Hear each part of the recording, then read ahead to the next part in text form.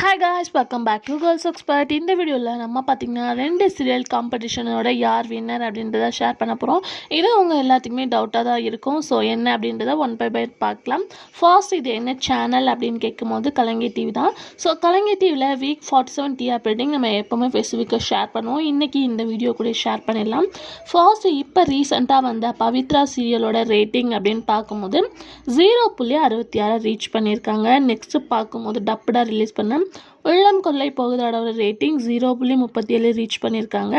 0.33.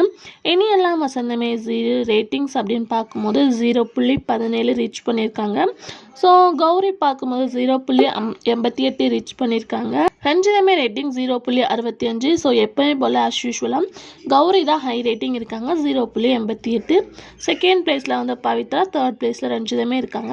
So டப்படாக release பண்ண உள்ளம் கொள்ளை போகுதடா இனி எல்லாம் வசந்தமே. ஸோ கண்டிப்பாக நீங்கள் கெஸ் பண்ணியிருப்பீங்க, எப்போவுமே உள்ளம் கொள்ளை போகுதோட ஹை ரேட்டிங் வந்திருப்பாங்க அப்படின்னு சொல்லிட்டு.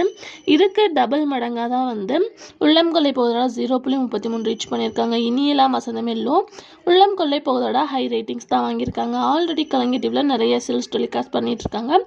பட் இந்த உள்ளம் கொள்ளை போகுதோட ரொம்பவே ஸ்பெஷல். ஒரு லாங் இயர்ஸ் ஆஃப்டர் வந்து ரிலீஸ் பண்ணியிருக்காங்க. நல்ல ஒரு ரெஸ்பான்ஸும் கிடச்சிருக்கு. ஸோ நெக்ஸ்ட் வீக் என்ன அப்படின்றத வெயிட் பண்ணி பார்க்கலாம். நீங்கள் எந்த டப்பு டிஜிட்டலில் வாட்ச் பண்ணுறீங்க அப்படின்றத மறக்காமல் கமெண்ட் ஷேர் பண்ணுங்கள்.